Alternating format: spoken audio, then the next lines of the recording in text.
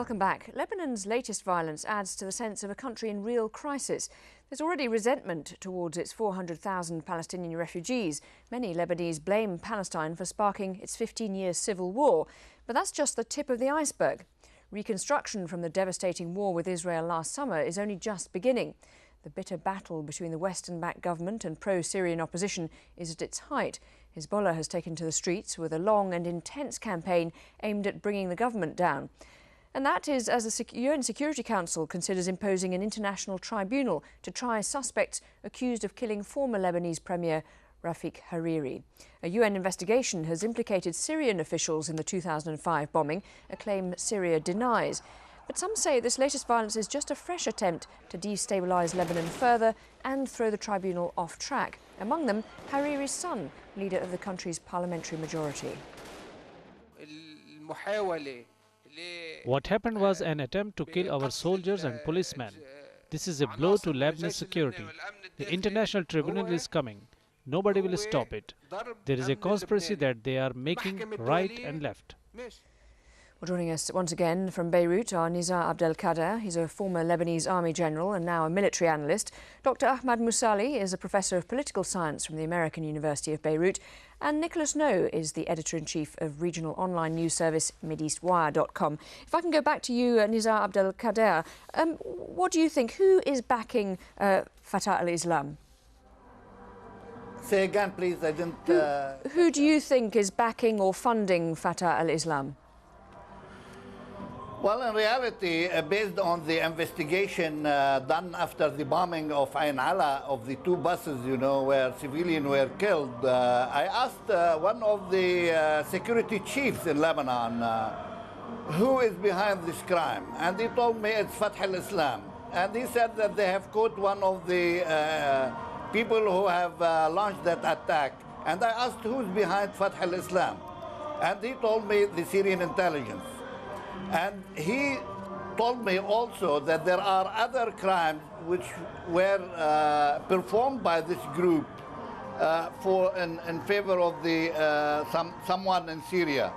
So in reality, based on what the security services in Lebanon assess of Fatah al-Islam, is like a Syrian-backed organization which have been pushed inside Lebanon to perform some missions for the Syrian intelligence or security apparatus.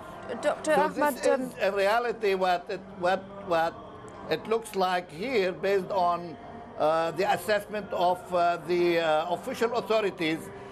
Based on my personal assessment, I go along with the official assessment myself. Okay. Dr. Ahmad Mousalli, what do you think? Is some of the newspapers, certainly in Lebanon today, have been seeing the hand of Syria behind this? What do you think? Originally, if you look at it, the organization was a splinter group from a pro-Syrian Fatah al-Intifada, which is in itself a splinter group from the Fatah, the main organization. So, I mean, it is very easy for the security departments here or the government to blame Syria, which is fine. But, I mean, given that fact, why this organization have not been, or the members of this organization have not been arrested before? We all knew that they have existed, they have been operating, that they are in the camps, outside the camps, they have been in and out, they have brought military weaponry and all of this. Why now? I mean, what happened now to bring them up to the surface? What I'm saying, or even if there is a Syrian hand behind it, which at this point is not that strong anyway, it may be historical when it started, but now they are a cell from Al-Qaeda, in ideologically, if not organizationally. They play more in terms of what's going in Iraq rather than local Lebanese politics. But now they have been brought into local Lebanese politics. But originally, or for some time, they have been working in Iraq. They prepare fighters, they go fight, they come back, they rest here, they train people, and all of this. Nicholas No, sorry if I could just bring Nicholas No in there. You're nodding. What's your view? Any kind of influence, do you think, at this stage from Syria, or no longer?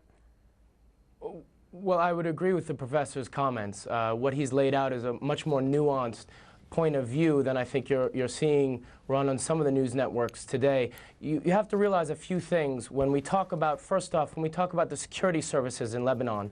They are themselves closely aligned, or so it's argued by the different factions, closely aligned with the government or with the opposition, some argue. So you can't talk about a unified security services or an objective security services point of view on who's behind this. So the second thing is when you refer to the newspapers or the press here, that itself is very divided along the fault lines of the opposition and the government. Depending on which newspaper you read, perhaps it's the Hariri Mustaqbal newspaper, or perhaps it's the pro-opposition Diyar newspaper, you'll get a very different commentary and analysis and facts on what's happening. And then the third level is within Syria itself, there are extremely strong splits amongst different elites within the Syrian regime. It's very hard to talk about a monolithic interest or action on the part of Bashar Assad, the current president of Syria, for example.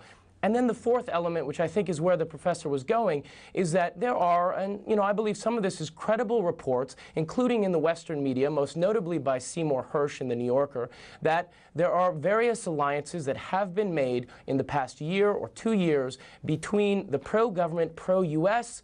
Forces, primarily the Hariri-backed Future Movement, and Sunni extremists in this country. Some have argued that there is Saudi Arabian financial help involved in this. Now, whether or not you believe that or not, that is something that is very much out there. It's something which the opposition today and yesterday has been drawing a lot of attention to, slowly filtering out there. Why hasn't this problem been taken care of? To stop you briefly, just to give some reaction from the Syrian Foreign Minister, Walid Mualem, said the government is trying to arrest the group's leaders, and he emphasised that the Syrian government was distant from the group. He said, "We reject this organisation. It does not serve the Palestinian cause, and it is not aiming to liberate Palestine." Now, briefly, gentlemen, the Hariri investigation, which is up at the UN for discussion again at the UN today, is that something that's pertinent to what's going on at the moment? If I could come to you, Nizar Abdelkader.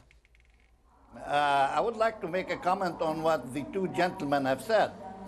I think the reason why the security services did not really launch any earlier operation against Fatah al-Islam is, in my assessment, that the security services, all of them, are acting under what I may call political orientation rather than mission orientation. There is a great difference between these two from the military and security point of view, based on my own experience and based on general teaching about security and military operation. So the government now really does not possess the authority, the strength really to put these security services to act as they should act. That's why the security services are a little bit lost on their mission. OK. Dr. Ahmad Musalli, just very briefly, does the Hariri investigation play on the events that are happening at the moment? Briefly. Yes, definitely. I think a lot of people will use it to say, look, the Lebanese institutions are collapsing, the Lebanese cannot run their affair. They will reinforce their argument for the need of an international court, even if it did not go through all of the required institutions in Lebanon. So definitely, I mean, it is a political issue, and it will be used politically by the two sides, actually. OK, thank you very much. I'm afraid I'll have to interrupt you there, because we've run out of time, sadly. But thank you, all three of you, Nizar Abdelkader, Dr. Ahmad Musalli and Nicholas No. Thank you for joining us.